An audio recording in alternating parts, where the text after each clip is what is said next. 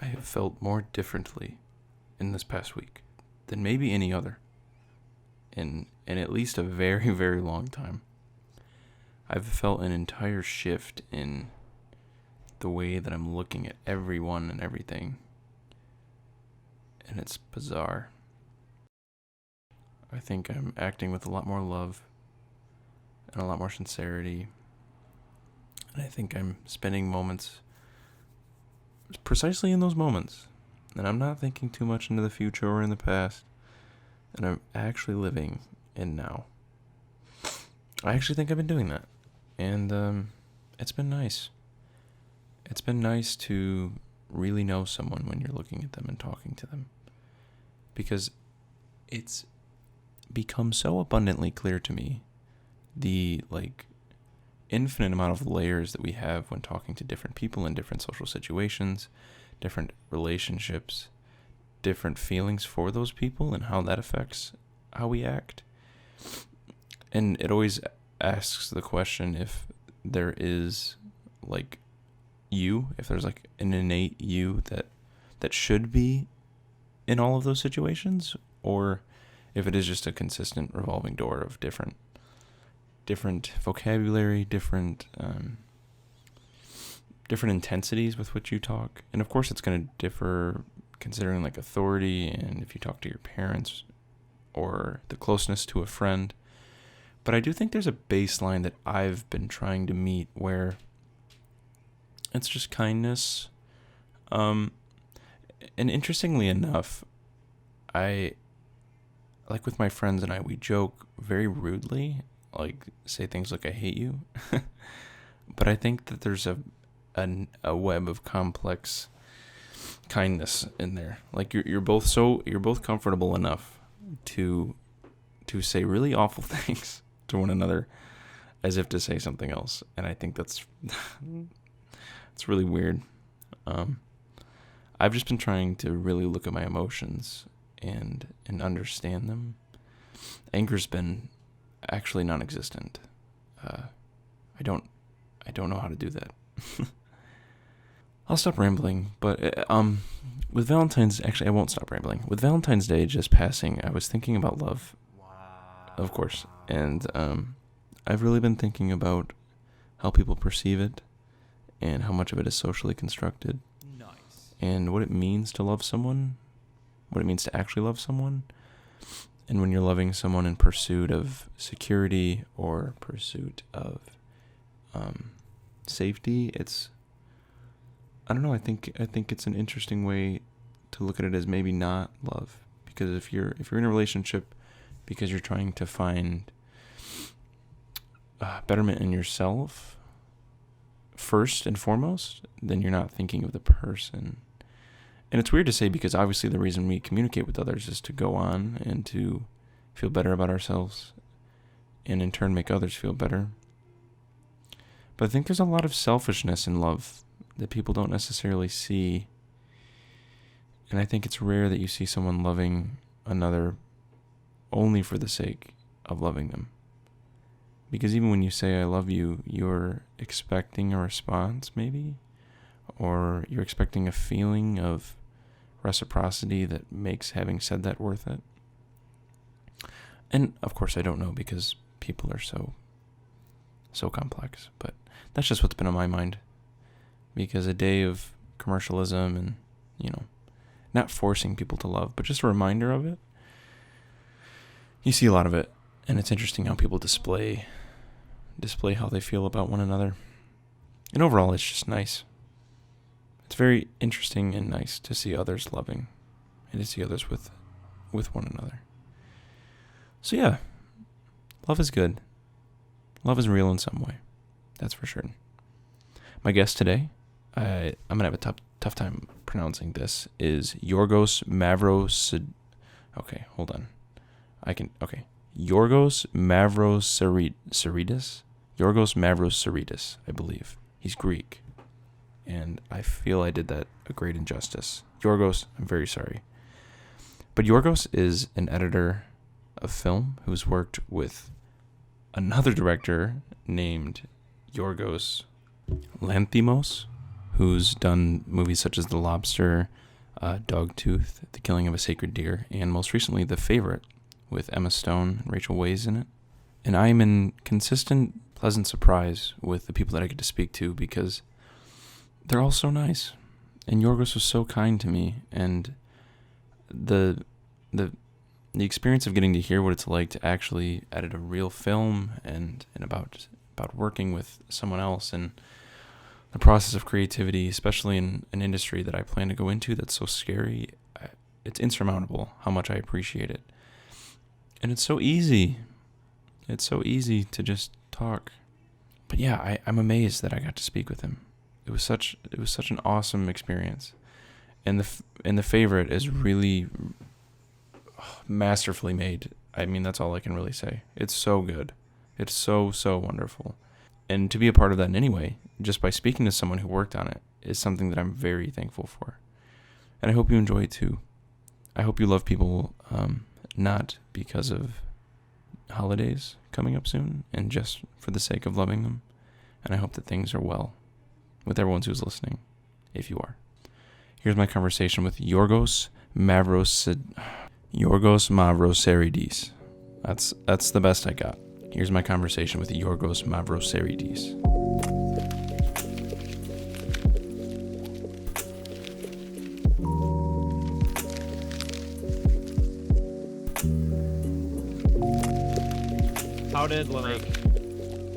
How does a movie start to come together like The Favorite? Like, I know you guys have worked together in the past, so that's why I'm curious, because it's not like when you're just randomly assigned to it.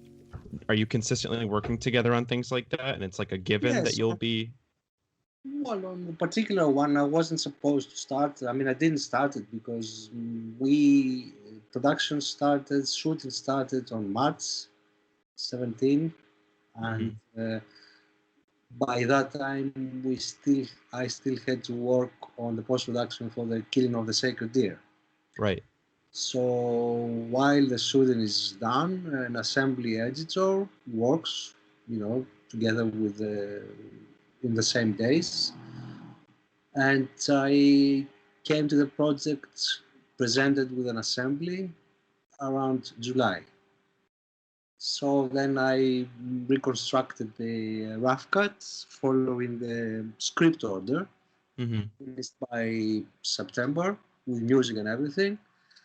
And then we've started playing around with the construction of the film. We've put new ideas to the edit. I don't know if you have seen it. Have you watched it? Yes, I have. So it's incredible. There was a lot of editing work in the sense of constructing. Again, I knew the film from the beginning, meaning trying to implement Yorgos' ideas about what he wanted this film to say, apart from supporting the plot, which was straightforward in a sense. Abigail goes to the palace. It's a kind of all about Eve situation. If you've seen this the last black and white before the war film, which is a power game between people. So it was the same idea, but placed on Queen Anne's court. Lanthimos and the films we've done before, of course, they tend to have a different, like the language Yorgos likes to use, the way he likes to construct his story already gives a different meaning, or let's say his interpretation of a plot line, which surpasses this plot line, the simple plot line, and tries to give insights about characters, about motivations, about the ambiguity of people, about the meaning of love or death, about how somebody who watches the movies experiences this situation. We don't like to use continuity editing, which has certain fixed rules to to identify the character, the viewer with a certain character, the hero situation. Right. So our aim was to break this. Like obviously, the hero in this film is Abigail, and she goes there to the palace, finds a situation that is there, and then by her presence, she breaks the situation and trying to evolve. So from the beginning, we wanted to make all three women in a sense. That's and I think we have succeeded, because from what I see from how people and critics receive the film, they do tend to talk about three protagonists and not one. Yeah, So that I was feel that. one of our aims in reconstructing this period drama. I can give you a very simple example from the beginning. Obviously, the script, a written script, starts with Abigail traveling and coming to the palace. We changed this scene and we started The switch. with a scene with when Anne and Sarah discuss about not the meaning of love, or they discuss about how they each understand love, what is love, and then cut the favorite. So it does, of course, we change the rules, but we must keep certain rules. Say in the sense that, you know, when somebody goes to a movie knowing nothing, from the first scenes he understands what is the theme, the main theme of the movie he's watching, and he's waiting for its developments. Mm-hmm. Other scenes we changed.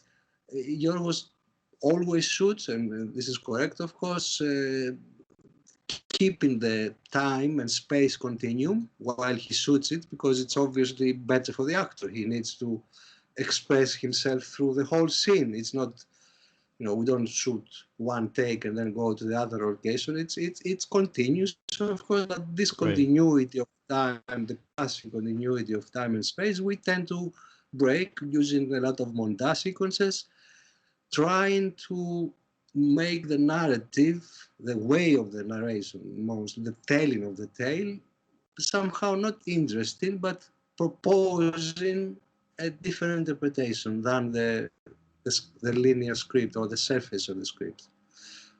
To give you another example, for example, the first montage sequence we use is a turning point as well. How do you call this? This turning plot point when Abigail not accidentally, she becomes a servant, and then she has to help heal the queen's wounds. So she finds an opportunity there to go out in the woods and get some herbs to help the queen and herself, of course. And if you presented this in a linear way, of course, you would have to follow the other great weapon, let's say, or the great thing of the classical narration, which is effect and cause and effect. It's a chain of cause and effect. All the scenes in the classical narration are chained. One becomes the cause of the effect, and then the other. So the obvious cause there was, okay, Abigail wants to become the new favorite, so she plans this thing. So the normal time continuum would be night. She goes to the queen. When again she goes after this scene finishes, we would see her with all the other maids, and she had this scene taken out, he had bandage, and thinking about it. Next morning she goes to the woods, takes the herbs, also meets Massam there, returns to the palace and goes to the queen's room to apply it. So the way we did it, because we wanted to break this chain of cause and effect and at the time continuum, we started intercutting between, when she goes there, we cut while the conversation, the unity of time at this moment is the queen's recital of how she met with Sarah. So we hear the voice, so we have a present, which is the voice connecting all these trains, back and forth. But the picture jumps from night to morning. Abigail going to the woods, comes back to see a close-up of the queen, goes back again, sees that, and it's all this intermixing with the aim to break this easily comprehensible idea of a scheming person or of a plotting person to achieve something, which makes the narration anchored in usual things.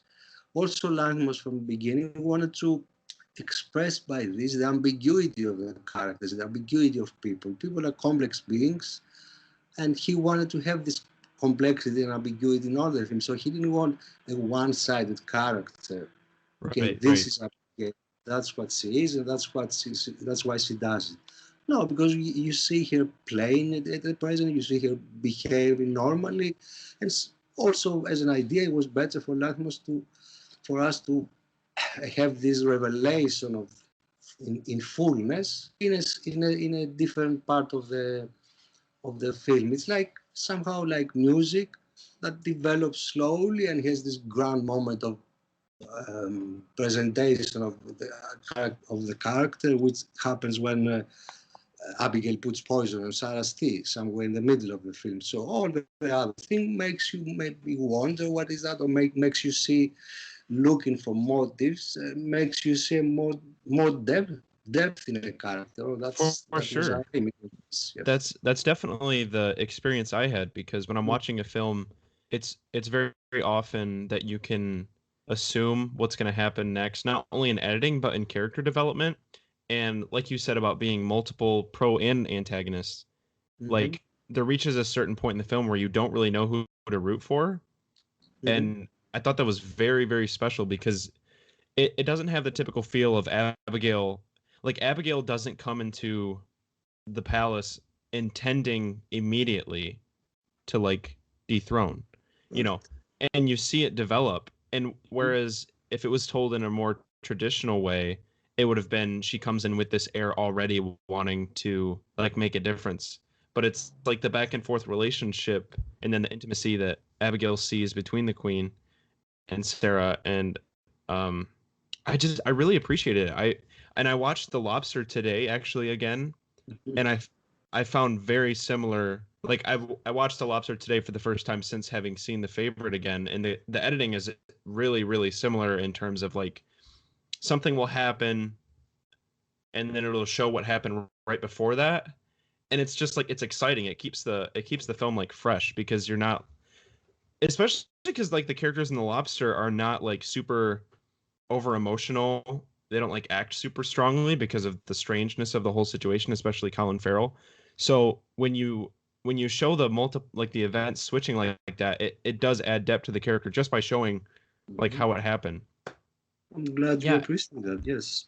yeah, of course. I have so many questions because I just want to know like how does the actual editing process like I know it's probably different for each production, but is Yorgos working with you like very closely, or does he kind of just give you a little bit of freedom? And also, I'm curious how like how music plays a part, how Mm-hmm. like how sound plays a part. Like, do you have all the sound, everything when you go to edit? You don't have to request anything or anything like that. Exactly. We have developed this technique of this process over the many years we work, but it's basically the same that we had in Greece when we made our first films, very low Mhm. budget films. Like for example, our first collaboration in Kineta was done on a budget of 20,000 euros only, and Mhm. it involved a lot of improvisation. It was not like a script was 16 pages long. Described the actors Wow. do that. So there was a lot of improvising during the shooting. And when we put the assembly together, there was a film about 4 hours long. So actually, we had to take a whole film out of that film Wow. to make it that long.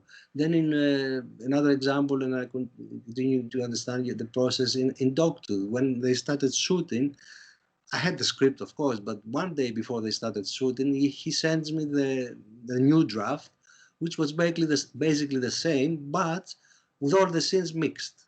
Okay, now we started with 36, then we go to 48. So as if he was trying to tell me we don't follow the script for what it is, but we follow scenes which maybe we have to throw some out, but they say the same thing. But we have to find different connections between them, aesthetic connections, so subconscious feeling, different kind of approach to make exactly this. Because a film is played on the fourth dimension all the time. It's not like a script. It's like music. You have to experience it. So that's what I need to do while I do the edit. I have to experience what an imaginary viewer would go through and what Lanthimos' idea would be. As for the question of how we work, yes, Lanthimos likes to see me. He doesn't tell me anything about his intentions, of course, because all his intentions are in the decoupage, the way he shoots it. But this is, of course, not a monolithic approach. His decoupage presents a lot of possibilities. So the first thing he wants me to do is to interpret what I see my way. So he comes, he doesn't want to see it while it's constructed. He doesn't want to see a scene constructed. He wants me to finish a complete rough cut. That usually happens if I start during the shoot, and it happens about 2 or 3 weeks after the finished product. And then, of course, it's a nightmare because I, I have to follow the script order somehow in that stage. And of course, he hates it because that's not what we would do in the end. But this is a necessary procedure because I have to start on this level interpreting in the beginning only scenes which allow me to know the material a lot and know exactly the possibilities. So when we sit together, and of course music and sound plays a very important role. We cannot, like for example, in the Killing of the Sacred Deer, this accordion by Sofia Gubaidulina was already, I could hear it in the takes. He used it on shooting. Oh, really? Impression of, yes, give me an impression of the atmosphere we want to create. I So didn't it know that. was That's really interesting. very specific because this kind of music tells you, okay, we're doing this horror, let's say, film, but without the genre's obligations. Yeah. It has to be there like an ancient tragedy, like things happen because they're fateful and we cannot control it. And that happens also in The Favorite because Abigail doesn't control her fate. She wants something, but in the end, that's what we try to achieve. All these three persons understand that they were, how do you call this, merely some aspects of a grander scheme. And the only important thing is when they both, all of them, three of them realize consciously that all this game was maybe for nothing or for no purpose, and they lost a lot of time doing that, but they were under. So that's how we slowly proceed. We have certain, let's say, philosophical connection, existential connection, the way he wants his actors to act. Of course, he acknowledges that humans are acting, but behind that, they have an existential basis, which is they are presences, beings with needs. Like you see Queen Anne, of course, is a queen, but basically you see a human being having certain needs. And of course, you see Sarah as as very consciously trying to be patriotic and go to war with friends. But then towards the end of the film, you see how she breaks and she becomes a vulnerable person as well. You see Abigail trying to do that, and when she achieves, there comes the moment in the end that it says that, okay, so is that what I wanted? Is that what I aimed for? And also, I do, because I know Yorgos well, I do understand that this is his own personal feeling he wants to put there, because it's a moment in his life, and he's somehow successful, of course. And I do feel it now that I that I came to LA, that what is this all about? Because it's so strange. But yes, it's a situation that must affect us also personally, as it was with Kineta, as it was with Dogtooth, as it was with all his films. It has to be something that, because he spends a lot of time and energy in doing that, and it must mean something to him. Also, he has, and I admire him for that, he has the creative control. He has the final cut, and that leaves me with a lot of space to experiment. I don't believe all these edits that you saw in The Favorite or in Lobster would be able to do if the film was, a studio production, as they usually are, with certain needs that need to satisfy a lot of people. So that's why he can try things. He can take risks, in his edits or in the presentation of his films. And it wasn't like from the beginning we were successful in what we were doing. I remember in Kineta, not many people liked it. When we did Dogtooth, especially in Greece, everybody hated us. What is these things you do? It was mainly the award we got from in certain regard that started these things. And after that, yes, he got the he tries to, he always has the, you know, the final cut, and also the controls all the aspects of production, and definitely, which is very difficult of course to do, because you need to find the right people. But in Greece, when we did these commercials together, we did the film, we did have time, so the musician was there with us, you know, we didn't have to finish the film and then deliver it. We didn't have to finish the film to deliver it to the sound guy. We wanted to incorporate all the sound elements to watch the film properly, and that's what we do with these productions. Although they are much, you know, the budget is different, but yes, he has found, like, you know, he has certain collaborators that understand this. And for the sound, for example, we have Johnny Byrne, who is a very good sound designer, but you know, he does this for us. Because he has a studio in London that works with commercials and all these things, and because he likes it, he gives us all his time and the studio's time to experiment with the sound on the stage of the sound. Because, for example, that scene in The Favorite, when the Queen and Abigail dance, and we start using sounds, so it affects the edit. It cannot be otherwise. I have to have the idea. I have to edit this scene using some basic sounds as an idea, but then it has to be done properly from the sound designer, come back to me, and me to correct again certain things according to the sound, so they go together. And the same is with the music. The music was there from the beginning. Of course, there is a whole palette of music we can use, but the period, the classical, is there, but it's also Anne Meredith, some pizzicato things, the Scottish writer, composer, and also from Yanni Christou, a very monotonous music that you know, repeats a couple of notes all the time. They were there from the beginning. Many more there, but you know, we try and we say, okay, this is better, let's try this one. But it's always with music that we work. Yes. Right. Okay.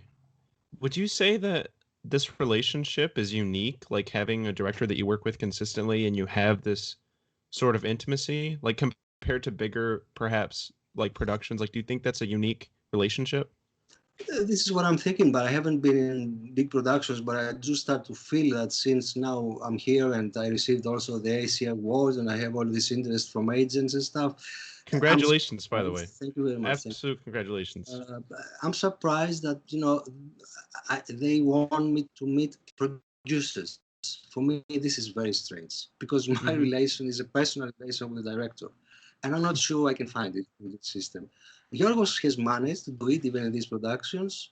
I work with many people in Europe, but my basic need is that, to have an understanding from the director and to try to understand his vision and work with him, because this is the guy I'm going to be with for 6 months.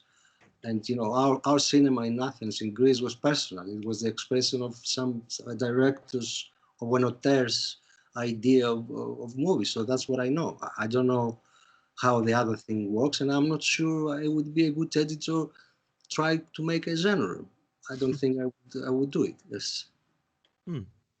So can you tell me quickly your sort of path into being an editor? Considering school or anything that you like. When I graduated from the high school in Athens, I wanted to become involved in the theater. I studied drama.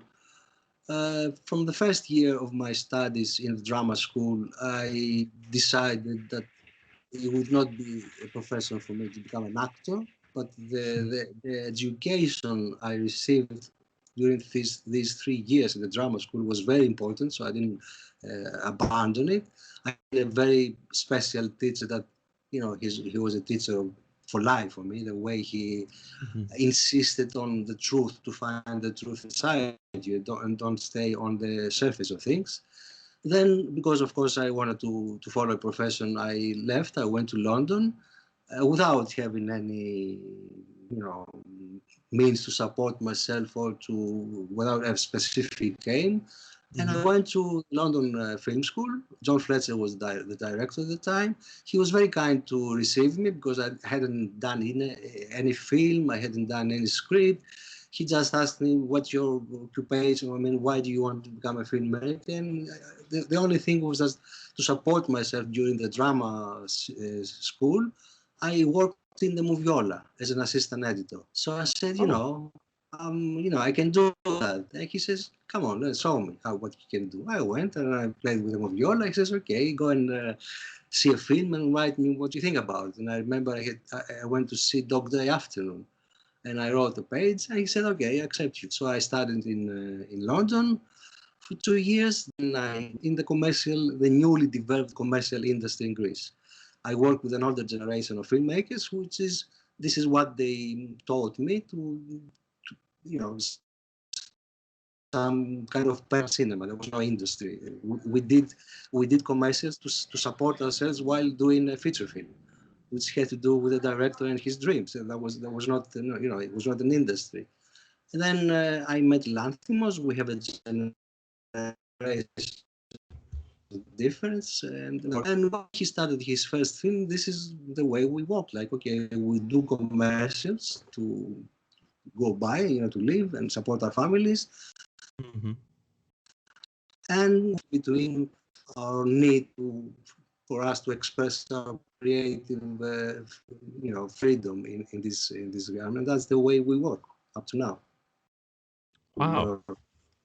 I'm currently in school for film, and so I'm just a little I'm so curious about how to even start, because that's the thing. We have to find a way to support yourself.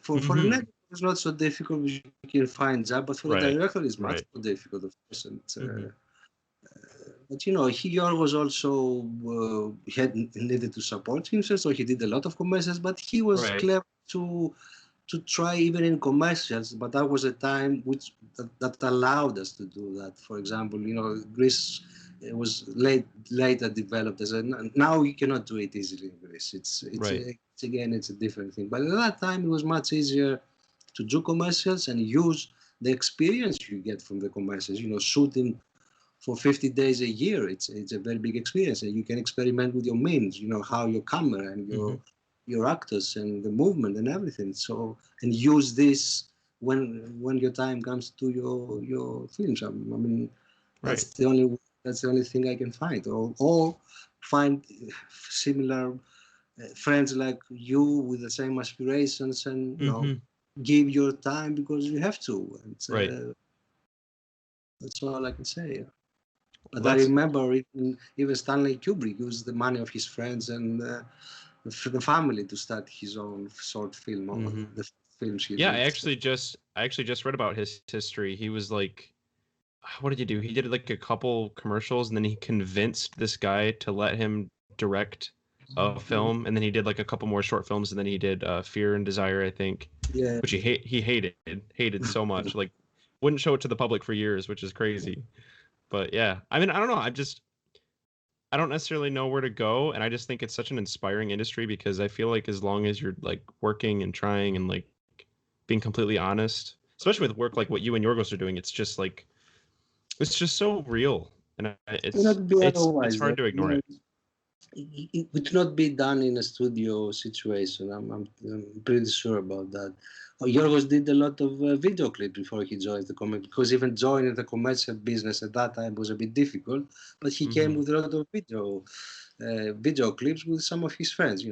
Some small group wanted, he went and everything. So he did have a sort of small portfolio before he started doing his commercials. Right. Well, thank you so much for talking today. Nice talking to you. I'm so thankful, and I wish you the best on the nomination. I wish you all the best for your aspirations as well, and thank you so much. Yes, you have to be yourself. That's true.